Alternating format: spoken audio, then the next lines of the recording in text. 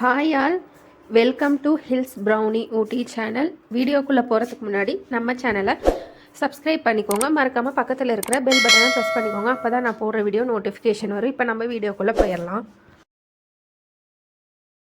அரிசி பருப்பு சாதம் பண்ண போகிறோம். அதுக்கு பார்த்திங்கன்னா இந்த டம்ளரில் ஒரு டம்ளர் அரிசி நான் ஊற போட்டிருக்கேன். அரை டம்ளர் துவரம் பருப்பு ஒரு அரை மணி நேரம் போல் ஊறுது. இப்போ இது ஒரு பக்கம் ஊறட்டும். நம்ம அரிசி பருப்புக்கு தேவையான பொருள்லாம் பார்த்துடலாம். ஒரு கொத்து கருவேப்பிலை, ஒரு 10லிருந்து 15 போல் சின்ன வெங்காயம், ஒரு 2லிருந்து 3 பல் பூண்டு, ஒரு தக்காளி, 2 வரமிளகாய் எடுத்து வச்சுருக்கேன். வரமிளகாய்க்கு பதிலாக நீங்கள் பச்சை மிளகாய் கூட சேர்த்து பண்ணலாம், உங்கள் விருப்பம்தான். இப்போது அரிசி பருப்பு சாப்பாடு நம்ம தாளித்து விட்டுறலாம். குக்கரில் பார்த்தீங்கன்னா எண்ணெய் ஊற்றி வச்சுட்டேன். எண்ணெய் பார்த்தீங்கன்னா நல்லா சூடாயிருச்சு. இப்போ கடுகு போட்டுக்கலாம்.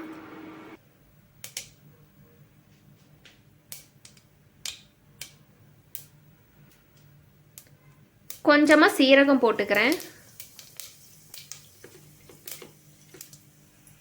ஒரு கொத்து கருவேப்பிலை, சின்ன வெங்காயம் போட்டுக்கலாம்.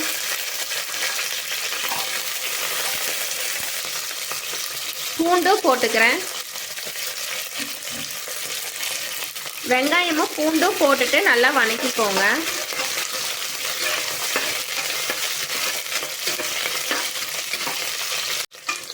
வெங்காயமும் பூண்டும் பார்த்தீங்கன்னா நல்லா வதங்கிருச்சு.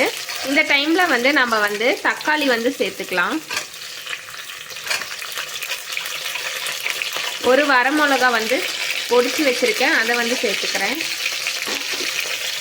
தக்காளி வதங்குறதுக்கு தேவையான அளவுக்கு உப்பு போட்டுக்கிறேன். தக்காளியை நல்லா வதக்கிக்கோங்க.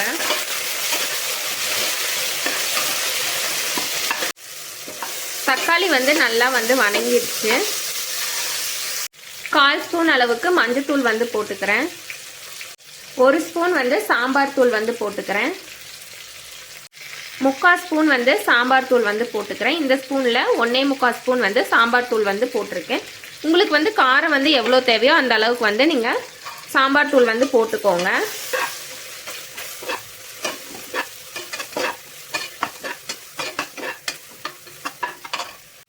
அரிசி குக்கரில் நம்ம போட்டுக்கலாம்.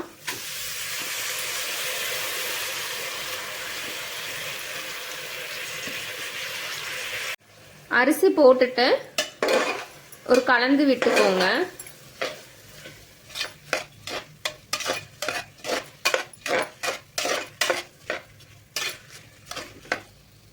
அரிசி போட்டு ஒரு நிமிஷம் பக்கம் போல் ஆயிடுச்சு. நம்ம எப்போவுமே அரிசி போட்டோன்னே நம்ம குக்கரில் நம்ம தண்ணி ஊற்றிடுவோம். இந்த மாதிரி ஒரு நிமிஷத்துக்கு குக் பண்ணிட்டு தண்ணி ஊற்றுங்க. அப்போ தான் நம்மளுக்கு அந்த அரிசி பருப்புல எல்லாம் நம்ம போட்ட அந்த மசால் தூள், வெங்காயம், தக்காளி எல்லாமே பிடிச்சி அதோட ஃப்ளேவரும் நம்மளுக்கு நல்லாயிருக்கும். இப்போ நம்ம தண்ணி ஊற்றிடலாம். இந்த டம்ளரில் ஒரு டம்ளர் அரிசி, அரை டம்ளர் துவரம் பருப்பு ஊற போட்டிருந்தேன். இப்போது இந்த டம்ளரில் நம்ம 3 டம்ளர் தண்ணி ஊற்றிக்கலாம்.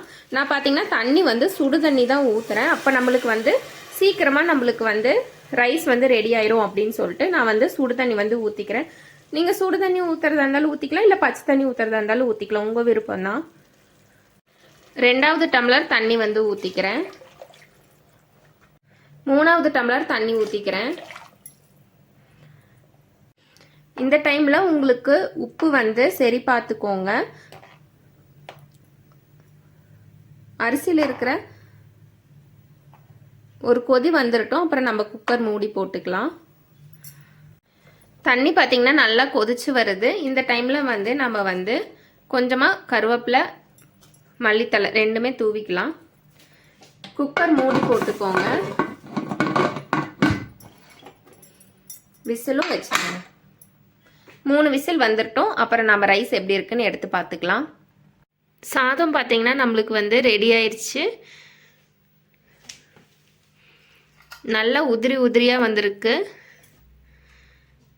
கொஞ்சம் கூட அடியே பிடிக்கல பாருங்கள், நல்லா உதிரி உதிரியாக வந்திருக்கு. இதே போல் அரிசி பருப்பு சாப்பாடு நீங்களும் உங்கள் வீட்டில் செஞ்சு பாருங்கள். செஞ்சு பார்த்துட்டு எப்படி இருந்ததுங்கிறத கமெண்ட்ஸில் சொல்லுங்கள்.